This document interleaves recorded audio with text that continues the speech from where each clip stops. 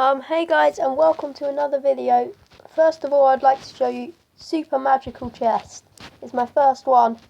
Got it in my last battle, and so the video after this is probably going to be opening it up. I've still got 20 hours, but I will open it up in the next video. But today, we're going to be ranking Legendaries, and I've tried not to be biased to the Inferno Dragon, which I really like because I have it. But yeah, I think I put it in a reasonable position. So this is the deck I'm using at the moment, if you want to see.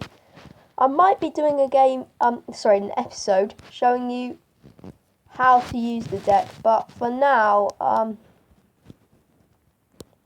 another one. But for now, yeah, we're going to be ranking the Legendaries. And it's going to be interesting because there are so many good cards. I mean, every Legendary has its purpose and is good, from the Inferno Dragon all the way up to the Mega Knight. I played with them all in challenges. I've made sure before this video that I've always picked Legendaries in the draft challenge, so I can see how good they are. Because obviously I only have one Legendary.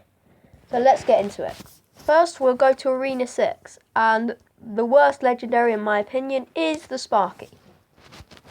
This is because it's so easy to stop with a skeleton army or a minion horde, and it can't shoot air either. So a large number of the Legendaries on this list would be able to stop the Sparky. And I think lots of people who are maybe Arena 10 or above would agree that the Sparky is the worst Legendary.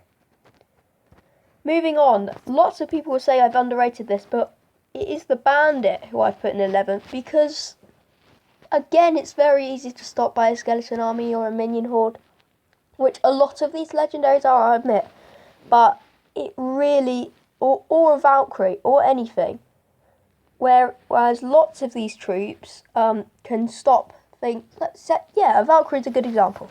Lots of the Legendaries on this list could stop something like a Valkyrie, which the Bandit can't.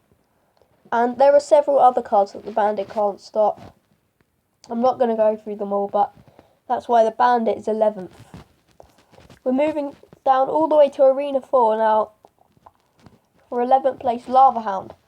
If the Lava Pups only attacked buildings, this card would be a lot higher on this list, but they basically just attack all the troops that you've just used to stop the Lava Hound. So I think the Lava Pups are sort of pointless, and that's why the Lava Hound is in 11th.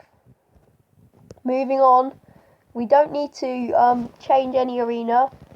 The Inferno Dragon is 10th, and I think, I might be overrating this, underrating this.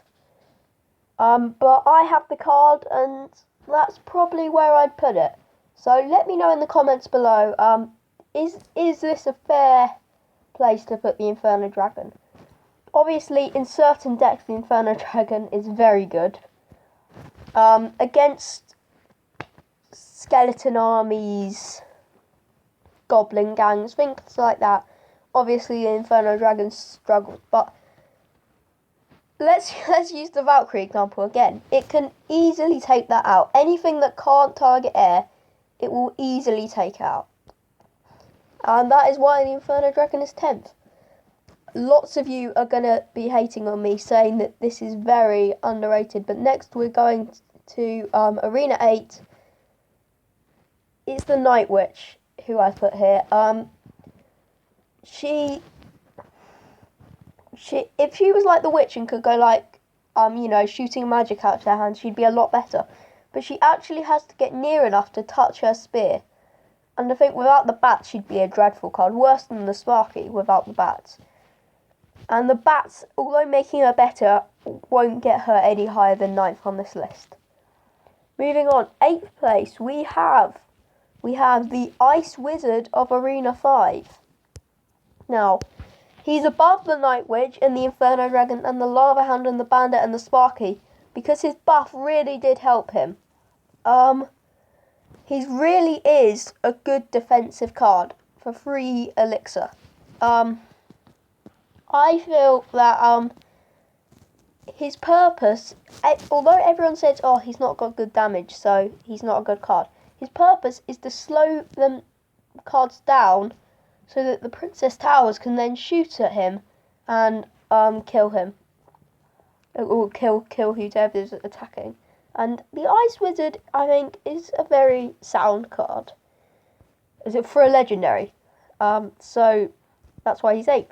7th place, we are going up to Arena 7 for the Princess. I think I've told you guys before, I was in a draft challenge and I picked Princess and Clone and Mirror. So I played a Princess and she was getting good damage and it seemed to be ignoring the Princess because it wasn't doing too much damage. I mirrored the Princess and it still wasn't doing anything, which was kind of surprising. I then cloned both of them and suddenly it just gave a Sparky from the back. And it did so much damage. These 4 princesses did so much damage. And basically won me the match. So that, I think that the princess also works in a lot of decks. And it has to be stopped. You can't leave a princess. And that is why the princess is 7th. 6th place, we're going up 1 arena, the Lumberjack. He chops trees by day and hunts the log by night. His bottle of rage spills everywhere when he dies. Lumberjack is a very good card, but you have to play it with other cards. When it's in a push, I think it's brilliant. Because once it's been killed, its rage will rage the other troops and then they'll go faster and start, they'll start going a lot faster and getting more damage. And so I put it in a push, and the Lumberjack is a brilliant card. Moving on to the top 5, we're going to Arena 6. This is a card that I think will always, forever be in my top 5 legendaries, unless a new legendary is added, and that is the Miner. The Miner can burrow his way underground and appear anywhere in the arena. It's not magic, it's a shovel. So, Miner, although it doesn't do much damage, it catches your opponent really off guard. I mean, if you imagine Miner, Graveyard, and then Goblin Barrel. I mean, 1 on each tower. It's insane. No one knows where to look, and they're all such brilliant cards. And spoiler alert, Graveyard is my 4th. So I think Graveyard does, if you leave it unarmed, it does more damage than Miner. And it's hard to stop the Miner. So that is why Miner is 4th and Miner is 5th and Graveyard's 4th.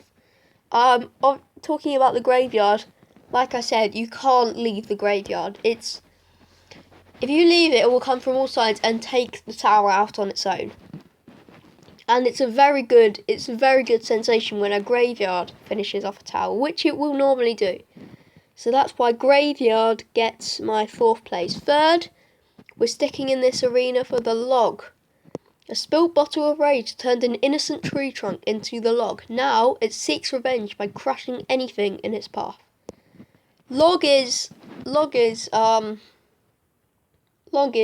absolutely amazing. As in, it can take out spammy troops for 2 elixir. So poison and arrows have just been beaten on elixir. It can finish a tower off. It can push things back. It can halve something's health. It can do anything. And that's why the Log is so amazing. And that's why it's 3rd on this list. We have 2 cards left. We have the Electro Wizard and we have the new Arena 10 Mega Knight. All the YouTube videos I've seen, they're either saying the Mega Knight's currently the best or the Electro Wizard's currently the best. And I think, yes, they are the 2 best cards. So, in 2nd place though, I have put, yes, the Mega Knight. It pounces onto anything that tries to stop it. It is really amazing how it can stop anything, basically. And it's just a card that has so much health and can do so much and can so often. If it gets on your tower as well, it's lethal. So it can harm you in so many ways, and that's why the Mega Knight is second. But first, unfortunately for the Mega Knight, it goes to the Electro Wizard, who lands with a pow, stuns nearby enemies, and shoots lightning with both hands. And, you know, the zap effect when he comes down takes out the spammy troops. He can then shoot 2 things at once. It's like double Tesla. And for 4 elixir, and then he'll probably go out and stun the tower, and it's amazing. It really is so cool. And I think the majority of people will agree with me that Electro Wizard is the best legendary card. That's all for today, guys. My next video will probably be opening the super magical chest. So I'll see you in that video.